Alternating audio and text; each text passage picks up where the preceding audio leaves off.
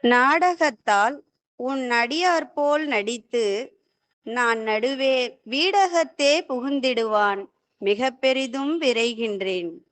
ஆடகம் சீர் மணிக்குன்றே, இடையரா அன்பு உனக்கு என் ஊடகத்தே நின்று உருகத் தந்தருள் எம் உடையானே. நான் பக்தி பண்ணுவது நாடகத்தில் நடிப்பது போன்று நிலையற்றதாயும் என் இயல்பில் ஒன்றுபடாததாயும் இருக்கிறது. அதற்கிடையில் முக்தி பெற நான் அவசரப்படுகிறேன். மற்ற பேரன்பு பூண்டு இடையராது நான் உருகி வந்தால் என் உள்ளம் தூயதாகும். அப்பொழுது அம்பலத்து அரசனாகிய உனது ஜோதி சொரூபத்தை உள்ளத்தினுள்ளே நான் சுவானுபூதியில் காண்பேன்.